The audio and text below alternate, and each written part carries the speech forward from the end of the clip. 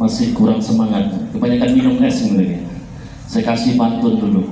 Daun salam dicampur tomat dipakai memasak ikan teri. Karena jawab salamnya kurang semangat, maka saya ulang sekali lagi. Assalamualaikum warahmatullahi wabarakatuh. Waalaikumsalam warahmatullahi wabarakatuh. Daun salam dicampur tomat dipakai memasak gulai nangka. Yang jawab salam dengan semangat, insya Allah masuk surga.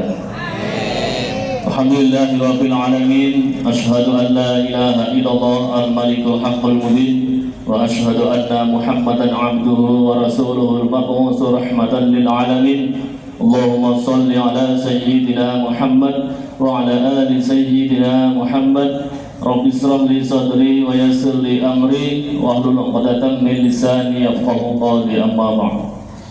Sesepuh kami hormati para alim, para kiai, imam masjid, namirah dan seluruh pengurus yang kami hormati, bapak, ibu-ibu, jamaah surat Isya dan surat Tarawih yang kami hormati. Bersyukur ke Allah SWT yang mana sampai saat ini kita masih diberi nikmat kesehatan, kesempatan dan kemampuan sehingga bisa kita melaksanakan sholat Isya berjamaah. Mudah-mudahan seluruh rangkaian ibadah yang sudah kita laksanakan maupun yang akan kita laksanakan diterima Allah SWT. Salawat serta salam semoga tetap dilimpahkan pada junjungan kita Nabi besar Muhammad sallallahu alaihi wasallam. Allahumma shalli ala sayyidina Muhammad wa ala ali sayyidina Muhammad. Mudah-mudahan kita semua mendapatkan syafaatnya nanti di yaumul qiyamah. Amin amin ya rabbal alamin. Bapak Ibu yang kami hormati, mohon izin tadi sudah disampaikan kultum waktu saya 7 menit maksimal 10 menit ya. 7 menit waktu. Jadi anak-anakku yang mencatat, anak-anak yang soleh dan solehah, pada malam hari ini judulnya muhasabah. Muhasabah, introspeksi diri ya, kita diberikan umur sampai detik ini, kira-kira kita evaluasi, banyakkan berbuat dosa atau banyakkan mengikuti taat kepada Allah SWT. Nah ini, diberikan umur panjang dihabiskan untuk apa? Diberikan harta, pertanyaannya ada 2, didapat dari mana, dibelanjakan kemana? Diberikan ilmu, diamalkan atau tidak? Kita evaluasi semua ini, dan Ramadan tahun ini harus kita punya prinsip. Prinsipnya apa? Ramadan tahun ini harus lebih baik daripada Ramadan tahun lalu, karena tidak ada jaminan kita akan dipertemukan Ramadan tahun depan. Karena supaya timbul semangat ibadah. Kapan kita diambil oleh Allah, di mana dan bagaimana caranya menjadi rahasia Allah, kita tidak tahu. Maka mumpung dipertemukan bulan Ramadan, ayo kita sama-sama kita manfaatkan sebaik-baiknya bulan Ramadan tahun ini, karena tidak ada jaminan kita dipertemukan Ramadan tahun depan. Kenapa? Kita evaluasi seluruh ibadah kita dari mulai wudhu sampai sholat, terpelasi masa atau tidak. Wudhunya sudah benar atau belum? Sholat kita sudah benar atau belum? Ya, kenapa? Supaya kita kualitas ibadah kita semakin baik, agar kita tidak menjadi orang-orang yang bangkrut di akhirat nanti, sebagaimana yang dijelaskan dalam satu riwayat ketika Rasulullah SAW bertemu dengan para sahabatnya, lalu Rasulullah bertanya kepada sahabat, ada tulunal muflis, siapakah yang bangkrut wahai para sahabatku? Maka para sahabat menjawab, innamal muflisa ma lam dirham wala mata', sungguhnya orang bangkrut di akhirat nanti orang enggak punya uang, enggak punya harta. Maka mendengar jawaban para sahabat, Rasulullah SAW menegaskan dan menjelaskan, bukan itu wahai para sahabatku, golongan orang-orang yang bangkrut di akhirat nanti adalah ma ya'ti biyaumil qiyamati wa bisolati wa siyami wa zakati. Akan datang di akhirat nanti orang membawa pahala sholat, pahala puasa, pahala zakat, infak, sedekah, tapi tidak bermanfaat bagi dirinya, justru dimasukkan nerakanya Allah SWT karena kurangnya introspeksi diri ketika menjalani kehidupan di dunia ini. Maka ketika menyampaikan pahala sholat, ya Allah ini pahala sholatku, sholat wajib, sholat sunnah saya kerjakan.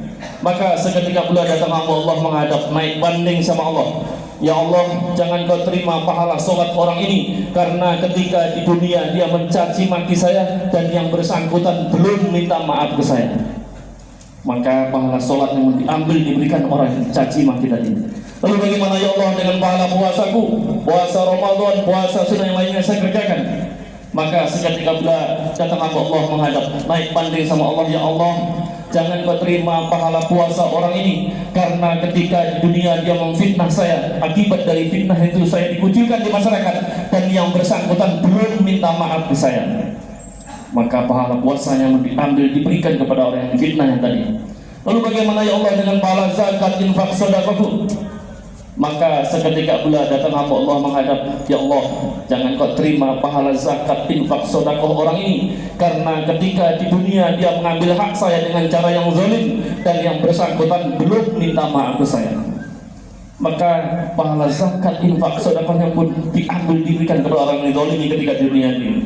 Maka seluruh rangkaian ibadah yang dilaksanakan, pahala yang dikumpulkan tidak bermanfaat bagi dirinya karena kurangnya introspeksi diri, kesumma turiha finnar, dimasukkan rahmatnya Allah SWT.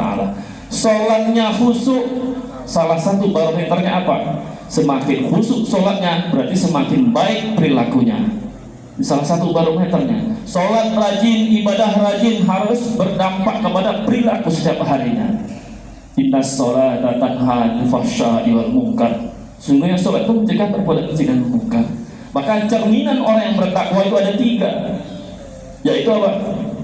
Tawadhu, qanaah, wara.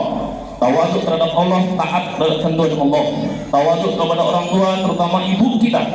Maka Rasulullah SAW menegaskan, andai isi bumi ditumpahkan diberikan ke ibu kita, belum sepadan dengan jasa ibu kita mengandung, melahirkan, dan membesarkan kita semua. Pertanyaannya pada saat ini, sudahkah kita menjadi anak yang soleh, yang berbakti kepada kedua orang tua kita, terutama ibu kita? Sudahkah kita membahagiakan ibu kita?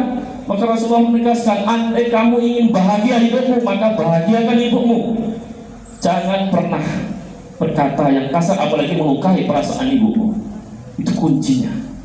Maka tawadhu. Yang kedua, qanaah, menerima dengan ikhlas seluruh pemberian Allah dan mensyukurinya. Bersyukur tidak hanya diucapkan dengan alhamdulillahirabbil alamin, tapi harus diimplementasikan dengan perbuatan. Contoh, hari ini kita dikasih pendengaran normal, badan sehat, mendengar azan, bergegas ke masjid. Itu bukti kita syukur kepada Allah SWT. Yang ketiga, wara, terjaganya diri kita, terjaga dari semua perbuatan dosa sesuai firman Allah, ya ayyuhalladzina amanu qu anfusakum wa ahlikum nar.